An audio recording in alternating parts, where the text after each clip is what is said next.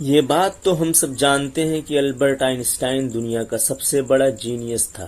اتنا بڑا جینیس تھا کہ وہ اکیلا ہی ہزاروں سائنٹسٹوں سے دماغ لڑا سکتا۔ جو چیز ہم انسان سمجھنا تو دور کی بات سوچ بھی نہیں سکتے، وہ آئن اسٹائن نے سوچی بھی، سمجھی بھی اور اس کو پوری دنیا کے لیے آسان بھی۔ آئن اسٹائن ایک فزسسٹ تھے جنہوں نے تھیوری آف ریلیٹیوٹی اور فوٹو الیکٹرک کے لاز بنا کر پوری دنیا کو حیران اور پریشان کر دیا تھا، اور اس کی وجہ سے ان کو نوبل پرائز سے بھی نوازا۔ ان کی ایکسٹرا آرڈنری سوچنے اور سمجھنے کی صلاحیت دیکھ کر لوگ یہ سمجھتے تھے کہ آئن اسٹائن کے پاس ایک دماغ ہے جو ہم عام انسانوں سے بھی کافی مختلف ہے۔ اس بات کا خود آئن اسٹائن کو بھی اندازہ تھا، اسی وجہ سے وہ نہیں چاہتے تھے کہ مرنے کے بعد ان کی باڈی پر کسی بھی طرح کی ریسرچ، اس لیے انہوں نے انسٹرکشن دے رکھی تھی کہ مرنے کے بعد ان کی باڈی کو جلا کر راکھ کر دیا جائے۔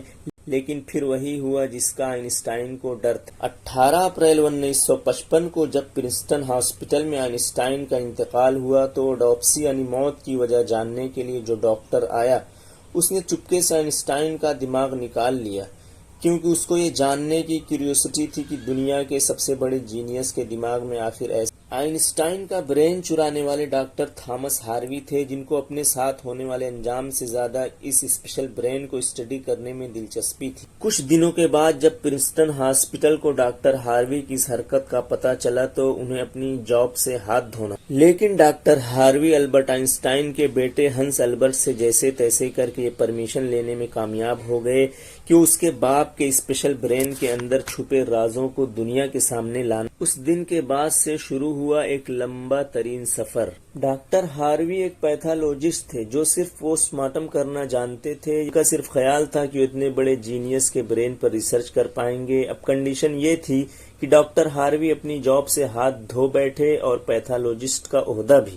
آئن اسٹائن کا برین جو پہلے ہی ڈاکٹر ہاروی پریزرو کر چکے تھے، وہ اس کو لے کر پنسلوینیا کے شہر فیلاڈیلفیا لے کر گئے، جہاں انہوں نے برین کی کئی فوٹو لی اور برین کو 240 ٹکڑوں میں کاٹ کر الگ الگ جار میں پریزرو کر کے اپنے بیسمنٹ میں چھپا دیا۔ اسی مسئلے کو لے کر ڈاکٹر ہاروی کا اپنی بیوی سے جھگڑا بھی ہوا، اور ان کی بیوی یہ بھی دھمکی دیتی رہتی تھی کہ وہ اس برین کو اٹھا کر کہیں پھینک دے گی۔ ایک بار جھگڑا اتنا بڑھ گیا کہ دونوں میاں بیوی کو ڈائیورس لے کر الگ ہونا پڑا، اور ڈاکٹر ہاروی برین لے کر کیسس کے شہر وچیٹا چلے گئے، جہاں وہ ایک بایولوجیکل ٹیسٹنگ لیب میں میڈیکل سپروائزر کی نوکری کرنے لگے، اور یہاں وہ اپنے فارغ ٹائم میں آئن اسٹائن کے برین پر خوب اسٹڈی کرنے کی کوشش کرتے۔ اس کے بعد وہ کئی بار الگ الگ جاب چھوڑ کر مختلف شہروں میں یہ برین لے کر گھومتے رہے۔ کئی سال گزر چکے تھے، لیکن ڈاکٹر ہاروی آئن اسٹائن کے برین پر کچھ خاص اسٹڈی نہ کر سکے، الٹا ان کا میڈیکل لائسنس ہی کینسل کر دیا گیا۔ نوبت یہاں تک پہنچ گئی کہ ان کو ایک پلاسٹک فیکٹری میں جاب کرنی پڑی۔ تبھی انہوں نے پہلی بار ایک اچھا فیصلہ کیا، وہ ان کے برین کے الگ الگ حصوں کو دنیا بھر کے بیسٹ نیورو پیتھولوجی کے پاس ریسرچ کے لیے بھیجیں گے۔ لہٰذا انہوں نے ایسا ہی کیا۔ 1955 میں برین چوری ہونے کے 30 سالوں کے بعد یعنی 1985 میں پہلی بار آئن اسٹائن کے برین پر ایک اسٹڈی پبلش کی گئی۔ اس کے بعد اگلے 28 سالوں تک اس جینیس برین پر دنیا بھر کے نیورو پیتھولوجسٹ نے کئی اسٹڈی پبلش کی، جن میں بتایا گیا کہ آئن اسٹائن کا برین عام انسانوں کے برین سے کافی الگ۔ سب سے بڑا ڈفرنس برین کے کارپس کلیزم نامی حصے میں پایا گیا۔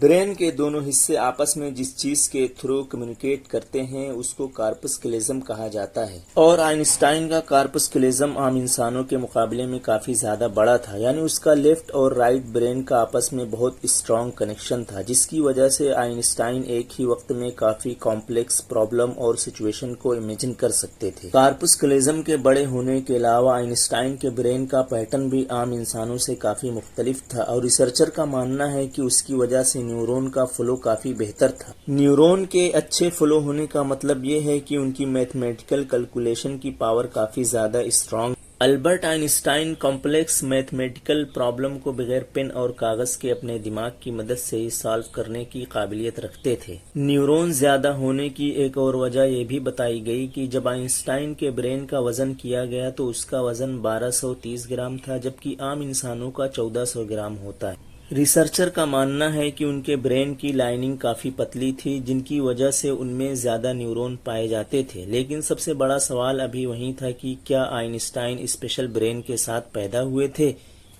یا ان کے پیدا ہونے کے بعد اس میں چینجز آئیں۔ جانچ میں پتہ چلا کہ جب آئنسٹائن پیدا ہوئے تھے تو پورے 5 سالوں تک بول نہیں سکتے تھے، جبکہ دوسرے بچے 2 یا 3 سال کی عمر میں بولنا شروع کر دیتے ہیں۔ جب انہوں نے بولنا شروع کیا تب بھی وہ زیادہ بولنا پسند نہیں کرتے تھے، بلکہ ہمیشہ اپنی سوچوں میں گم رہتے تھے۔ ان کے پاس چیزوں کو میمورائز کرنے کی پاور کافی کم تھی، یہاں تک کہ ان کو سمپل میتھس کے ٹیبل بھی یاد کرنے میں مشکل ہوتی تھی۔ وہ میتھس اور نمبرز کو لاجیکل طریقوں سے پروسیس کرنے میں ماسٹر تھے، نہ کہ ان کو رٹا لگا کر یاد کرنے کی۔ اسکول لائف میں آئنسٹائن باقی ہر سبجیکٹ میں فیل ہوتے تھے، صرف میتھس اور سائنس میں ان کے نمبر سب سے زیادہ آتے تھے۔ جب آئنسٹائن 12 سال کے تھے تو ایک فیملی ٹیچر اپنی جیومیٹری بک ان کے پاس بھول گئے۔ حیرت انگیز طور پر آئنسٹائن صرف ایک ہی دن میں پوری بک پڑھ کر اپنے جیومیٹری کے کانسیپٹ کو کلیئر کر بیٹھے۔ نہ صرف اتنا بلکہ 14 سال کی عمر میں وہ انٹیگرل اور ڈفرینشیل کیلکولس کے ماسٹر بن چکے تھے۔ میتھس اور سائنس میں ان کی اتنی اسٹرانگ گرپ تھی کہ جب وہ کلاس روم میں کوئی سوال پوچھنے کے لیے ہاتھ کھڑا کرتے تھے تو پروفیسر گھبرانے لگتے تھے، کیونکہ آئنسٹائن کے اکثر سوال ٹیچرز کے بھی اوپر سے گزر جاتے تھے۔ چھوٹی سی عمر میں ہی وہ اس یونیورس کے لاس کو ایک چھوٹی سی ایکویشن میں بند کرنا چاہتے تھے، اور یہی انہوں نے اپنی زندگی کا مقصد بنا لیا تھا۔